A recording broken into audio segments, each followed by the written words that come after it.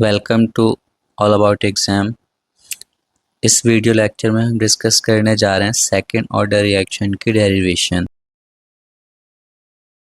Order reaction two types की हो सकती हैं या टू टाइप की होती हैं। फर्स्ट, जिसमें कि दोनों के दोनों रिएक्टेंट आपके सेम हो, बोथ रिएक्टेंट्स आर सेम, एक जैसे ही होंगे। सेकंड केस क्या हो सकता है, दोनों रिएक्टेंट आपके डिफरेंट होंगे, बोथ रिएक्टेंट्स आर डिफरेंट। तो हम दोनों का डेरिवेशन एक एक करके सॉल्व करते हैं। फर्स्ट हम वो लेते हैं जहाँ पे हमारे दोनों जो रिएक्टेंट्स होंगे सेकेंड ऑर्डर रिएक्शन में वो सेम होंगे, बोथ रिएक्टेंट्स सेम। तो इसमें क्या है, मैं लिख लेता हूँ एक रिएक्टेंट 2A और ये किस में कन्वर्ट हो रहा है, P में। सो हमने रिएक्टेंट को यहाँ पे A माना है और इसी के दो मॉलिक्यूल्स इन्वॉल्व हैं, तो हम कह सकते हैं कि दोनों रिएक्टेंट सेम है। इनिशियल कंसंट्रेशन इसकी कुछ ना कुछ होगी, उसे हम यहाँ पे स्मॉल a लेकर चलते हैं। तो रिएक्टेंट की अभी कंसंट्रेशन है a, तो इस समय प्रोडक्ट आपका कितना होगा, 0। इट मीन्स हम टाइम 0 की बात कर रहे हैं। तो टाइम 0 पे रिएक्टेंट की इनिशियल कंसंट्रेशन a है, प्रोडक्ट 0 है। आफ्टर टाइम t ये जो रिएक्टेंट है ये कुछ ना कुछ रिएक्ट कर चुका होगा। तो मान लेते हैं कि इनिशियल कंसंट्रेशन जो कि a थी, इसमें से x पार्ट आपका रिएक्ट कर चुका है, तो बचा कितना होगा हमारा reactant a minus x. Product कितना बना होगा, फिर प्रोडक्ट बना होगा आपका x। तो a माइनस एक्स जो है ये रिएक्टेंट की अब रिमेनिंग कॉन्सेंट्रेशन है आफ्टर टाइम t। तो यहाँ से अब हम डेरिवेशन अपना स्टार्ट करते हैं। सबसे पहले इस रिएक्शन का जो हम रेट लिखेंगे, ठीक है, जो रेट लिखते हैं हम कैसे लिखते हैं, D x upon d T. First order में तो हमारा D R upon d T, D R upon d T से काम चल जाता है, क्योंकि वहाँ पे हम रिएक्टेंट को आर मानते थे। यहाँ पे रेट को हमने D x upon d T में क्यों लिखा है, क्योंकि जो रिएक्टेंट है उसका एक्स पार्ट कंज्यूम हो रहा है।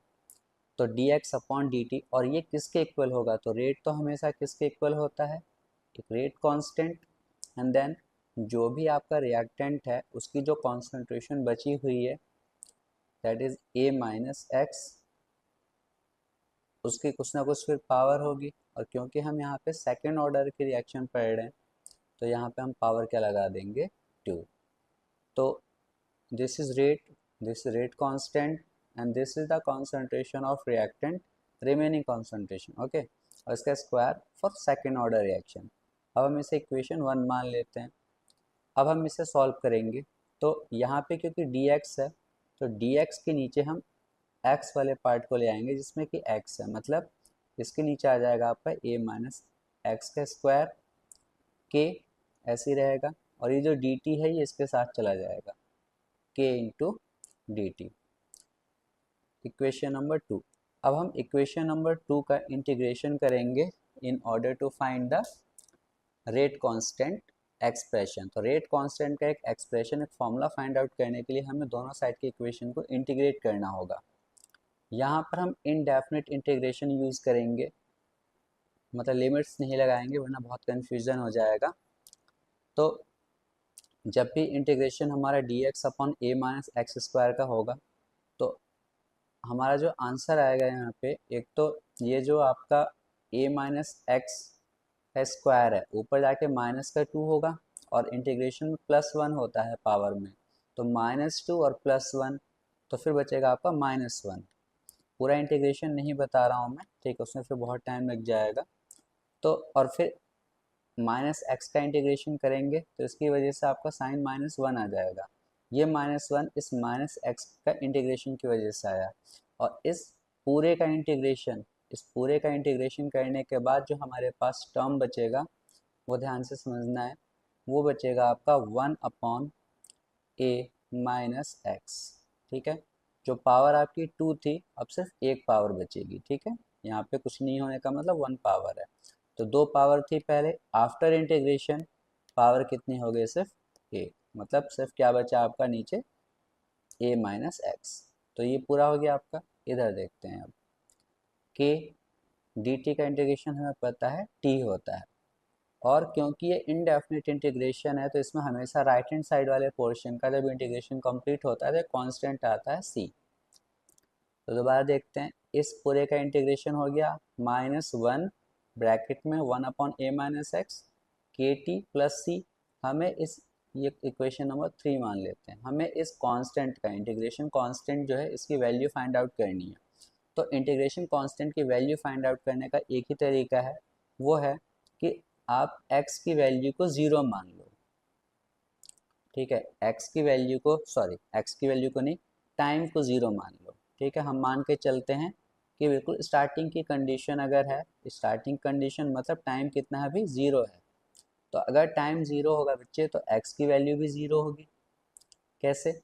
ये जो x है ये क्या है, ये वो पोर्शन है रिएक्टेंट का जो रिएक्ट कर रहा है t टाइम के बाद। लेकिन आप देखो जब टाइम 0 है तो इसमें तो कोई x है ही नहीं ना यहाँ पर, इसका मतलब टाइम 0 पे x की वैल्यू कितनी होगी, 0 होगी।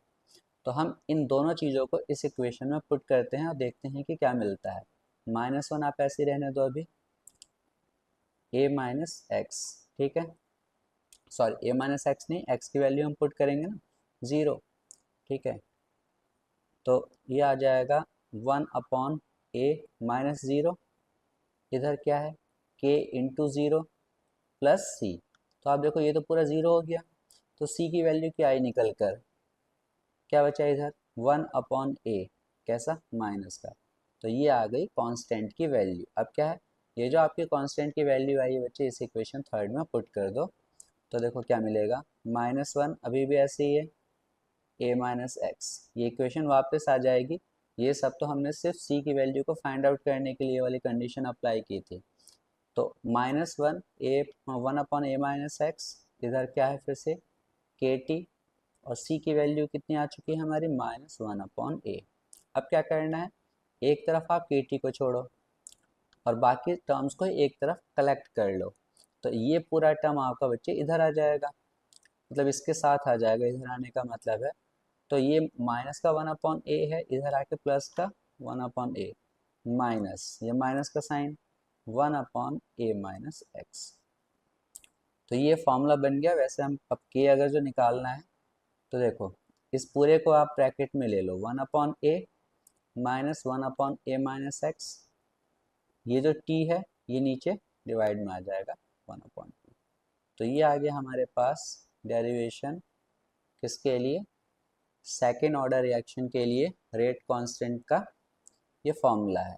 रेट कांस्टेंट के किसके इक्वल है, 1/टाइम के, ब्रैकेट में क्या है 1/a मतलब इनिशियल स्टार्टिंग की कंसंट्रेशन माइनस 1/a-x बची हुई कंसंट्रेशन। तो ये हमारा फर्स्ट डेरिवेशन कंप्लीट हो गया जब दोनों रिएक्टेंट हमारे सेम है। ठीक है, दोबारा से देख लेते हैं। हमने रिएक्टेंट लिया सेम, तो 2a लिख दिया हमने, फिर हमारे पास ये कन्वर्ट हो रहा है किसमें, प्रोडक्ट में। टाइम 0 पे इसकी कॉन्सेंट्रेशन कितनी है a, उस समय प्रोडक्ट कितना होगा 0। टाइम t पे इसमें से कुछ पार्ट आपका रिएक्ट कर चुका होगा, उस पार्ट को हमने x मान लिया है तो उतना ही p बनेगा। डेरिवेशन को आगे कंटिन्यू करने के लिए हमें सिर्फ रिएक्टेंट से मतलब होता है, और रेट लॉ क्या कहता है कि जो रेट होती है किसी भी रिएक्शन की वो इक्वल होती है रेट कांस्टेंट के, और जो रिएक्टेंट की कॉन्सेंट्रेशन बची है उसकी पावर के। तो क्योंकि सेकंड ऑर्डर रिएक्शन कर रहे हो तो आप पावर 2 लगाओगे। रिएक्टेंट की कॉन्सेंट्रेशन कितनी बची है, a-x। फिर अब आपको याद रखना है कि dx के नीचे हम इस पूरे टर्म को ले आएंगे इधर k के साथ dt। इस पूरे का इंटीग्रेशन ऐसे है कि -1 आ जाएगा, और dx अपॉन a-x² का इंटीग्रेशन 1/a-x, इधर k dt का इंटीग्रेशन t। और मैंने कहा कि क्योंकि ये इनडेफिनिट इंटीग्रेशन है, डेफिनिट में हम लिमिट्स लेते हैं, इनडेफिनिट में कोई लिमिट नहीं होता है, तो यहाँ पे कांस्टेंट आता है इंटीग्रेशन में। इनडेफिनिट इंटीग्रेशन में हमेशा राइट साइड में कांस्टेंट आएगा जिसे हम कहते हैं इंटीग्रेशन कांस्टेंट। फिर हमें इसकी वैल्यू को हमेशा फाइंड आउट करना होता है, तभी रिएक्शन इक्वेशन कंप्लीट होगी। तो इंटीग्रेशन कांस्टेंट की वैल्यू को फाइंड आउट करने का यही तरीका है, हमेशा टाइम को 0 पुट करो, और जब टाइम 0 है तो उस समय जो भी क्वांटिटी 0 हो सकती है उन्हें पुट करो। तो टाइम अगर 0 है तो रिएक्शन अभी स्टार्ट ही नहीं हुई तो x 0 होगा। इन दोनों चीज़ों को हमने इस इक्वेशन में पुट किया, जहाँ से c की वैल्यू आ गई -1/a। फिर हमने वापस उसी इक्वेशन में पुट करके ये इक्वेशन मिला, एंड अल्टीमेटली हमने इक्वेशन डिराइव कर लिया कि k is equal to 1/t bracket 1/a minus 1/a minus x। अब हम बात करते हैं कि जब दोनों के दोनों रिएक्टेंट्स डिफरेंट हो गए, when both reactants are different. Generally different वाला क्वेश्चन ज़्यादा आता नहीं है, बट स्टिल अगर कभी एग्ज़ाम का पेपर टफ हो गया बीएससी सेकेंड ईयर का, सॉरी थर्ड सेम का, तो फिर ये भी डेरिवेशन आ सकता है कि give the derivation of second order reaction जब दोनों के दोनों रिएक्टेंट आपके अलग अलग होते हैं, डिफरेंट होते हैं। तो उसमें आपको क्या करना है बच्चे, सिंपली आप दो डिफरेंट रिएक्टेंट लोगे, ए और बी लोगे, और ये कन्वर्ट पी में ही होगा। अब इसकी कंसंट्रेशन अगर आप स्टार्टिंग की ए मानोगे जब टाइम 0 है, तो बी की भी कोई ना कोई कंसंट्रेशन होगी, उससे आप बी मान लो, ये तो 0 ही होगा उस समय। आफ्टर टाइम टी ए में से कुछ पार्ट रिएक्ट करेगा एक्स, तो ये बचेगा कितना, ए माइनस एक्स। ऐसे बी में से भी एक्स रिएक्ट करेगा और ये तब बनेगा कितना, एक्स। तो अब हमें सिर्फ इससे मतलब है और इससे मतलब है, तो अगेन आप रेट कैसे लिखोगे, rate is equal to d x upon d t, और वो किसके इक्वल होगा, रेट कांस्टेंट के और जो रिएक्टेंट्स हैं उनकी concentration a minus x b minus x. अब आप ये मत सोचते हैं कि सर यहाँ पे भी 2 लगा दो, यहाँ पे भी 2 लगा दो, नहीं, यहाँ पे 1 ही रहेगा और यहाँ पे 1 रहेगा, तभी तो दोनों को ऐड करके सेकेंड ऑर्डर रिएक्शन बनेगी। ठीक है, वहाँ पे दोनों रिएक्टेंट सेम थे तो 2 लगाया था, यहाँ पे 2 नहीं लगाना है आपको, ए माइनस एक्स इसकी पावर 1 रहेगी और बी माइनस एक्स इसकी पावर भी 1 रहेगी। तो ये इक्वेशन आ गया हमारे पास, इसे इक्वेशन 1 मान लेते हैं। अब फिर से हमें सॉल्व करना है, तो हम डी एक्स के नीचे ए माइनस एक्स और बी माइनस एक्स को ले आते हैं, इधर आ जाएगा आपका k into D T. This is equation number 2। अब ये जो आपका इक्वेशन आपको दिख रहा है d x upon a minus x into b minus x, तो यहाँ पे हमारे पास दो दो वेरिएबल्स हैं ए और बी। तो ऐसे इक्वेशन को सॉल्व करने का हमारे पास जो तरीका होता है वो होता है बाय सेपरेटिंग द वेरिएबल्स, और फिर हम इनको इंटीग्रेट करते हैं। तो ये काफ़ी मतलब लॉन्ग प्रोसेस है, मतलब पार्शियल फ्रैक्शन का यूज़ करना होगा इस पूरे इंटीग्रेशन को सॉल्व करने के लिए। अगर मैथमेटिकल प्रोसेस में हम पूरा जाएंगे तो हम यहाँ पे यूज़ करेंगे आपका पार्शियल फ्रैक्शन का, पार्शियल फ्रैक्शन, और पार्शियल फ्रैक्शन का यूज़ करके हम इस इंटीग्रेशन को कंप्लीट करेंगे। बट इतना मैथ्स में हमें नहीं जाना है, हम सिंपली याद कर लेंगे कि इस पूरे का जो इंटीग्रेशन होगा या जो आंसर निकल कर आएगा वो क्या होगा। आप समझो, ये जो कांस्टेंट है ए और बी, ये पहले तो आ जाते हैं माइनस में, ठीक है, 1 अपॉन की फॉर्म में, और ब्रैकेट में जो टर्म होता है हमारा वो होता है बच्चे ln, ठीक है, log D x upon x का इंटीग्रेशन हमेशा log के फॉर्म में होता है, तो ln तो आएगा जो कि log है। तो पहले आप समझो a और b माइनस में आ गया 1 अपॉन की फॉर्म में, अंदर आएगा आपका ln, एक टर्म आपका ऊपर रहेगा और एक टर्म नीचे। अब ये ऊपर और नीचे वाले जो टर्म्स है वो बहुत इंपॉर्टेंट हैं। ऊपर होगा आपका बच्चे a माइनस एक्स और नीचे आता है आपका b माइनस एक्स। तो देखो दोबारा से आप इधर 1 upon a minus b ln a minus x upon b minus x, इधर आपका वही रहेगा के टी प्लस सी। मतलब इस पूरे का इंटीग्रेशन बच्चे ये आया के, मतलब ऐसे समझ लो ये के डी टी का के टी और इनडेफिनिट इंटीग्रेशन है तो सी आ गया। फिर से आपको सी की वैल्यू फाइंड आउट करनी है, तो आप क्या करने जा रहे हो, टाइम को 0 पुट करोगे तो एक्स 0 आ जाएगा। देखो ये वाला स्टेप आपको थोड़ा सा याद रखना होगा। अगर मैं पूरा का पूरा यहाँ पे पार्शियल फ्रैक्शन से इंटीग्रेशन आपको समझा भी दूंगा तो कोई फ़ायदा होने वाला है नहीं, ठीक है। हमें ऑल ऑब्वियस सी बात है पूरा डेरिवेशन सॉल्व करना है, तो हम इतना कर सकते हैं कि इस पूरे का इंटीग्रेशन ये हो गया। अब हम आगे सी की वैल्यू को फाइंड आउट करने के लिए टी 0 रख रहे हैं तो एक्स 0 हो गया। अब इस इक्वेशन में दोनों चीज़ें पुट करो तो ये 1 अपॉन a माइनस बी, ये तो ऐसे ही रहेगा। इधर देखो ln a minus x, x की जगह पर 0 पुट करोगे तो a बचेगा खाली, नीचे b बचेगा। इधर k, टाइम तो हमने 0 पुट किया है तो c, तो ये तो पूरा 0 हो गया। इसका मतलब c जो है, ये जो c है इसकी ये पूरी वैल्यू आ गई इस साइड के, c कितना आ गया देखो a minus b bracket ln a upon b। ये पूरी की पूरी वैल्यू अभी c की आई है, ठीक है। तो ये जो c की वैल्यू बच्चे आई है, इसे अब आप यहाँ पे c की जगह पर पुट कर दो, तो देखो क्या आएगा, a माइनस बी, इस इक्वेशन को हम दोबारा से लिख रहे हैं ln a minus x then b minus x, ठीक है, k T plus C, but अब सी की वैल्यू तो हमें पता है ना ये, तो इसे लिख लो आप a minus b ln a upon b. अब क्योंकि हमें सिर्फ और सिर्फ k का फॉर्मूला बनाना है, तो एक तरफ हम के टी छोड़ेंगे तो बाकी ये और ये एक साथ हो जाएंगे।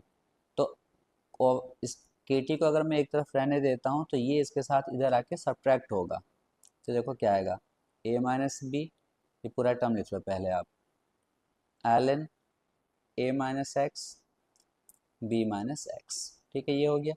अब ये पूरा टर्म इधर आके सब्ट्रैक्ट होता, माइनस साइन लग जाएगा, a माइनस बी फिर ln a अपॉन बी। अब ये 1 upon a minus b, 1 upon a minus b दोनों में बच्चे कॉमन है, तो इसे आप बाहर ले लो, ठीक है, ये बाहर आ गया।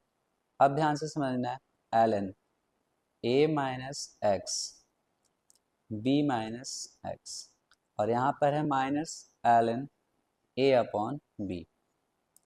अब इधर क्या चल रहा है, के टी। अब आप यहाँ पे समझो, ln a minus ln b ln a upon b बन जाता है, ठीक है, ln a minus ln b मतलब ln a माइनस b, अगर दो टर्म्स ln के साथ में निगेटिव में हैं तो वो डिवाइड में आ जाते हैं। तो आप इस पूरे को अगर x मान लो और इस पूरे को मान लो y मान लो, इसे ऐसे कर दो ln x, और अगर एक y हो तो ये हो जाता है x अपॉन y। तो इस पूरे को अगर मैं x मान लूँ, इसको पूरे को y मान लूँ, और दोनों माइनस में है, तो इसका मतलब दिस अपॉन दिस आ जाएगा। तो क्या आएगा देखो, k t 1 upon a minus b bracket में ln a minus x b minus x upon, ये पूरा डिवाइड में आने वाला है तो ये क्या आ जाएगा, a अपॉन बी, ऐसे ही तो होगा डिवाइड में।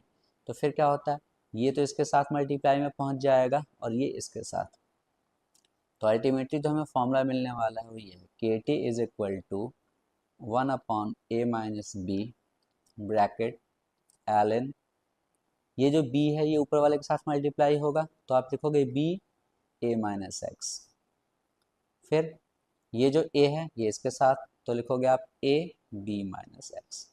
अब ये है आपका complete derivation for the second order reaction when both the reactants are different. Thank you.